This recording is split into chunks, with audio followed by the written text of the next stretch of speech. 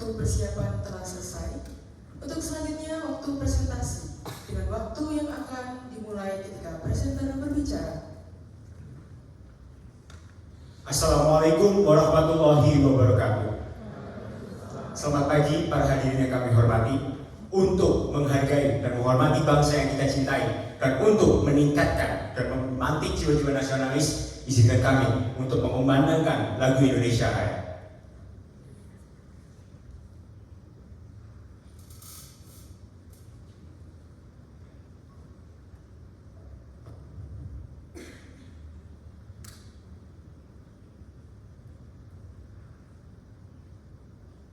Peringatan darurat. Darurat. Jika para hadirin melihat poster biru dengan tulisan peringatan darurat, ini memang darurat. Indonesia darurat critical thinking dan literasi. Saya Muhammad Kamal Pasha, saya Andreas, dan saya Fatir. Kami tim gawe dari ITB menggagas IPTEK Indonesia Emas 2045. Tertera pada websitenya sendiri, RPJPN merupakan visi keempat yang memiliki timeline sebagai berikut. Pertama, untuk meningkatkan daya saing sumber daya manusia di arena global dan peningkatan produktivitas masyarakat secara masif hingga berdampak Indonesia menjadi sebuah economic powerhouse di jaringan rantai nilai global. Lanjut. Namun apa realitanya? Sekarang saja, andai kamu memiliki kesehatan sempurna dan lengkap pendidikan pada sampai umur 18 tahun, kamu masih hanya dapat mencurahkan 54% dari potensi kalian sebagai manusia. Indonesia masih menghabiskan 4 jam 45 menit sehariannya hanya untuk menggunakan media sosial. Itu 2 kali loh dari standar dunia. Dan sayangnya sekali, masih 31% partisipasi masyarakat pada perguruan tinggi. Next. Dari itu, kami telah membentuk sebuah root cause. Kami menggunakan HCI sebagai sebuah metrik kuantitatif untuk kualitas sumber daya manusia. Dari latar belakang kami masing-masing, kami memilih untuk memilih aspek dari pendidikan. Secara definisi, pendidikan didefinisikan sebagai kemampuan critical thinking seseorang. Hal tersebut sangat berkorelasi juga terhadap tingkat literasi seorang tersebut yang sangat dipengaruhi oleh attention span-nya. Sayangnya sekali, seperti yang telah dibilang oleh rekan saya, Indonesia mengalami krisis attention span. Hal tersebut disebabkan oleh maraknya media sosial yang cenderung short form content dan berbentuk hiburan saja. Enak dikunyah, enak ditelan.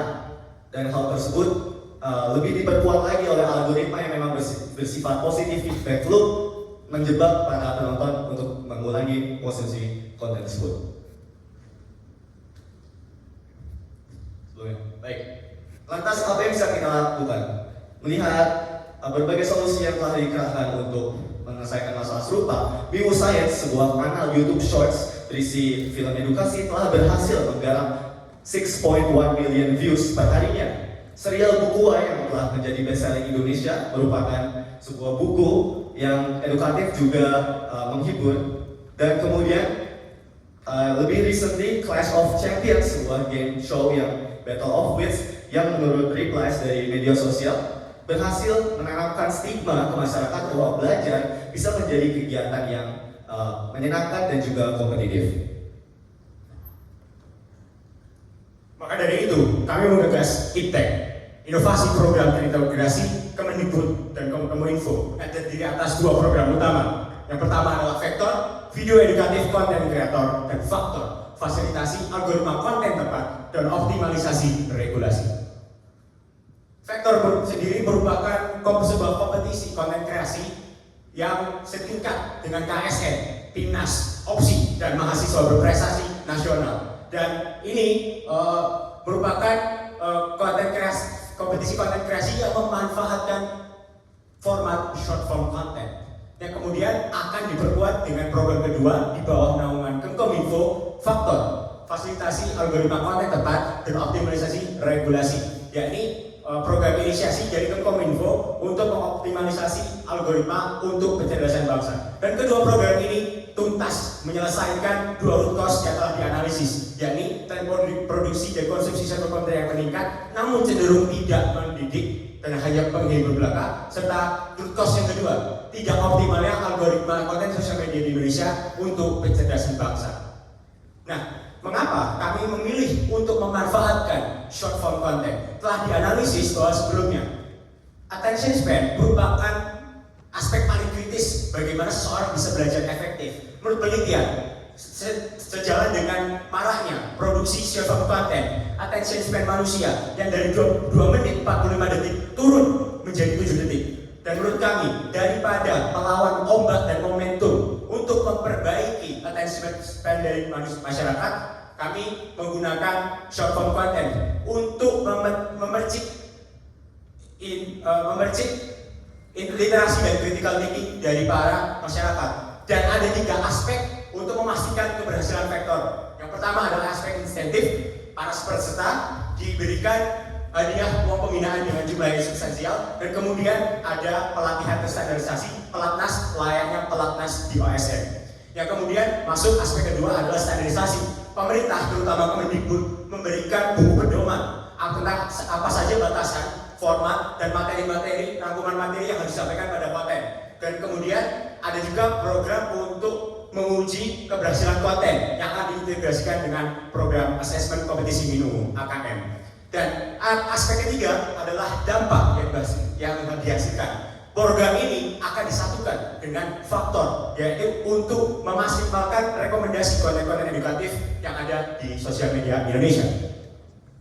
Baik, saya akan menjelaskan di sini adalah implementasi yang telah kami rancang sedemikian detail dan kompleks, banyak flowchart yang berlangsung, tapi akan saya sampaikan dalam 4 poin sederhana. Yang pertama, riset kami lakukan untuk menghasilkan solusi IPTEK. Yang kedua, realisasi IPTEK. Bagaimana IPTEK akan merealisasikan programnya, yakni persetujuan dari pemerintah. Kenapa? Pemerintah sendiri bilang Indonesia Emas 2045, maka IPTEK harus sejalan dengan pemerintah.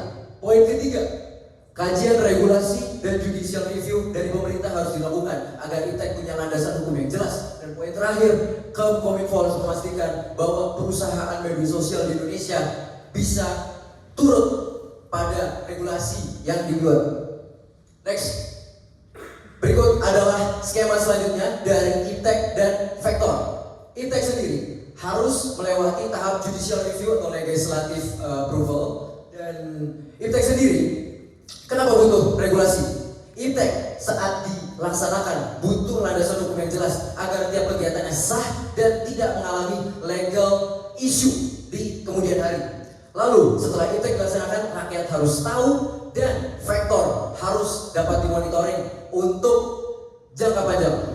So next, di sini ada 3 poin dari Vektor kompetisi yang bukan cuma kompetisi, tapi kompetisi yang tujuannya untuk standarisasi. Ada poin bimbingan, kolaborasi, dan AKM yang sudah disampaikan teman saya sebelumnya. Next, berikut analisis risiko, banyak risiko, 5 risiko, dan poin waktu presentasi telah habis. Bisa dilanjut dengan kesimpulan presentasi.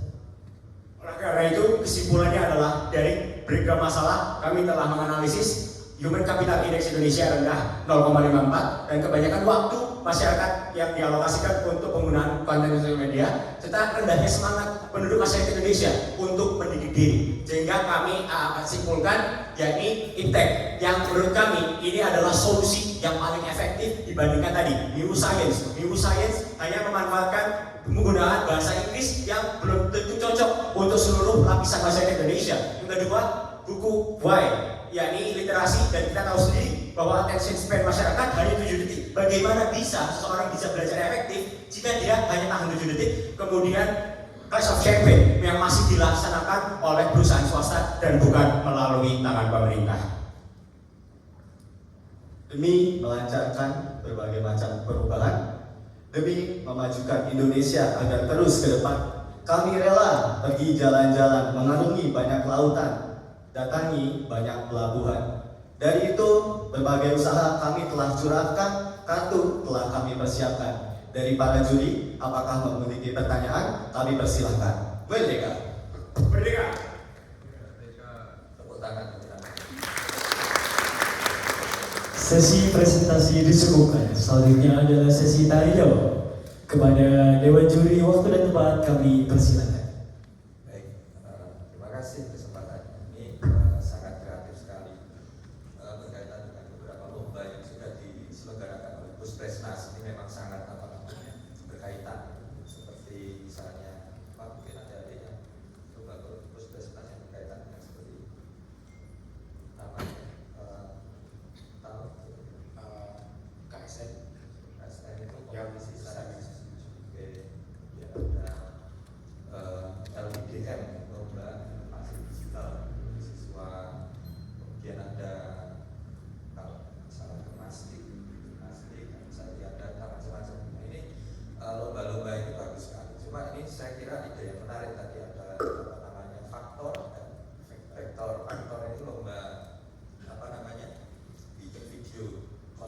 faktor gitu ya.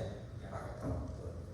Nah ini kan sebenarnya juga apa namanya terintegrasi dengan lomba-lomba misalnya PKM itu kan apa namanya dia membuat konten dan sebagainya, terpaksa dia membuat konten sejak tahun kemarin kalau nggak salah wajib membuat konten. Pernah lolos timnas tahun lalu atau Kebetulan kami mahasiswa baru. maba ya. Oke.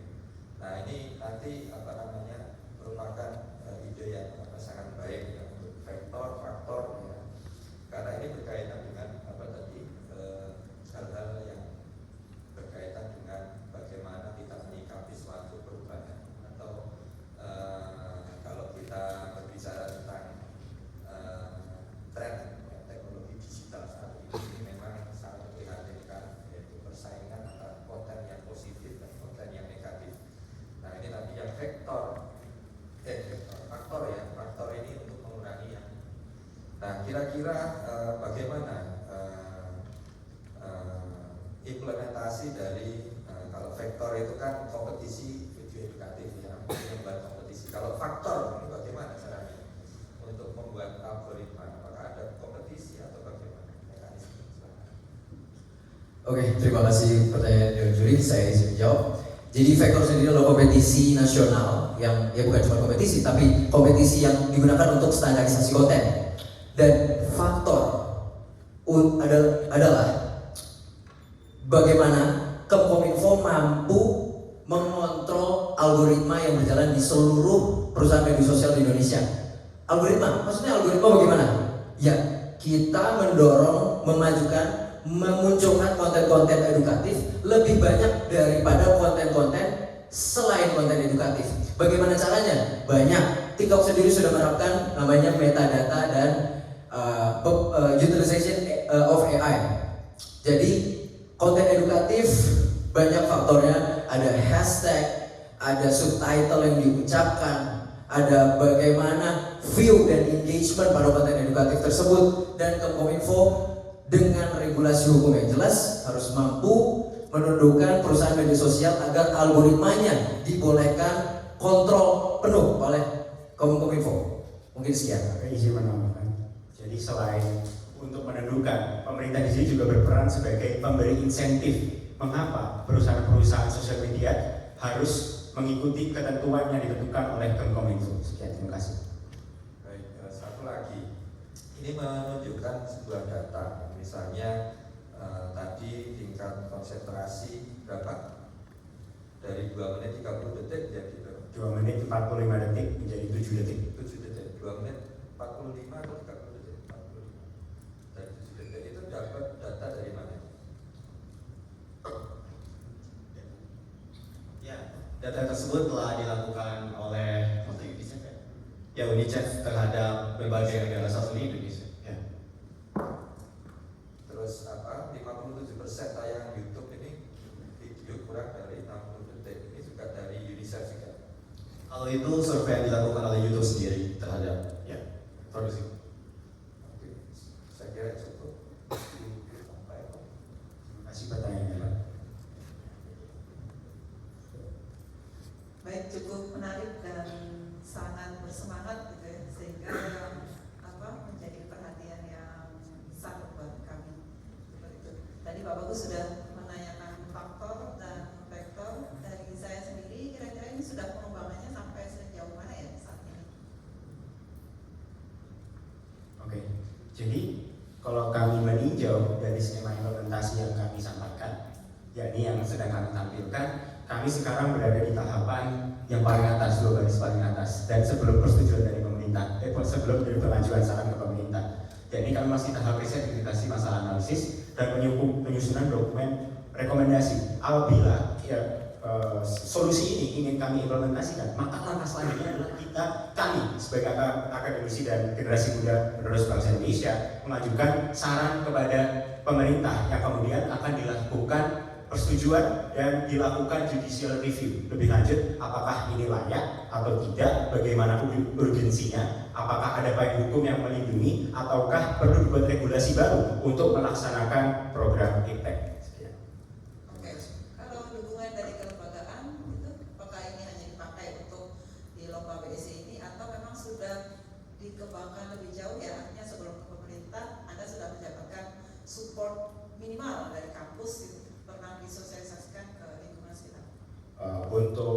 kami ini merupakan gagasan yang sangat fresh, jadi ini baru kami kembangkan ketika mengikuti BC ini.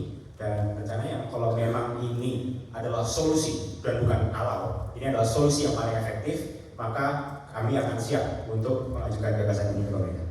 Oke, terima kasih. Berarti Anda sudah punya banyak data ya, termasuk data-data yang sudah Anda kumpulkan dari UNICEF dan seterusnya yang memang itu saat ini sangat penting ya dikaji oleh pemerintah terkait tadi penurunan dari attention span, kemudian macam-macam lah yang sudah Anda pelajari. Jadi cukup bagus sekali. Mungkin selanjutnya saya berikan. Terima kasih Bu. Baik, saya ingin melanjutkan. Menarik ya, tadi disampaikan bahwa ini adalah idenya masih fresh seperti itu ya. Saya masih melihat gambar ini. Saya membayangkan atau mungkin teman-teman bisa menyampaikan kepada kita semua di sini. Kadangkala gagasan-gagasan yang brilian yang lahir dari akademisi dan sebagainya ini juga perlu mendapatkan dukungan yang serius seperti itu ya. Baik itu pemangku kepentingan pemerintah maupun juga dari legislatif dan pihak-pihak lain seperti itu ya.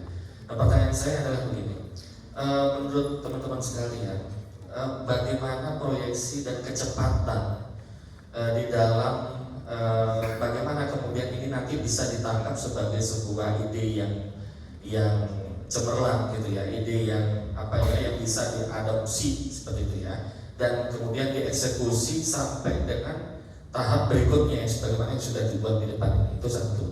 Kemudian yang kedua, terkait dengan hal itu, kadang-kala kalau tadi disebutkan terkait dengan judicial review dan sebagainya gitu ya.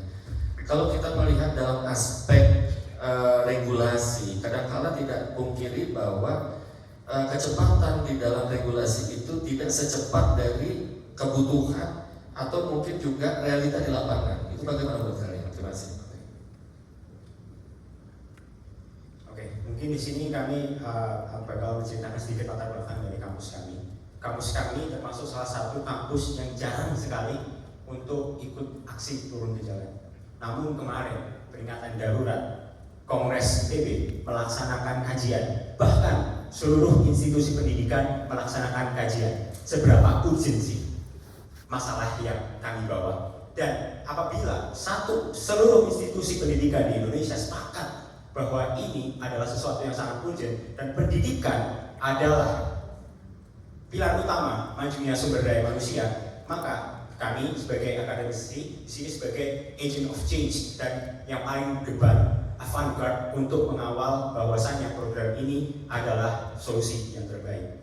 Jadi untuk percepatannya bisa melalui bukan sekedar opini, tapi saran-saran dari seluruh institusi akademik di Indonesia untuk serentak mengajukan saran ke pemerintah. Sekian.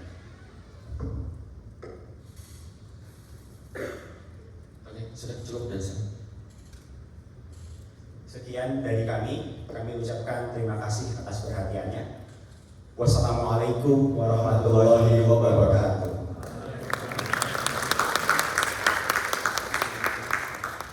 Baik, sesi tanya jawab dapat dicukupkan. Terima kasih kepada tim dengan nomor urut 3 dan dapat duduk kembali di tempat sebelumnya.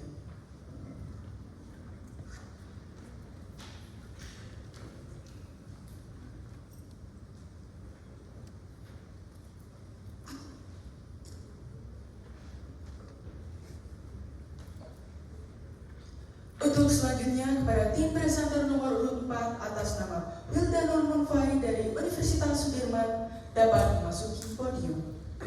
Ketika sudah memasuki podium, kepada tim nomor urut 4 dapat melakukan persiapan selama 2 menit dari sekarang.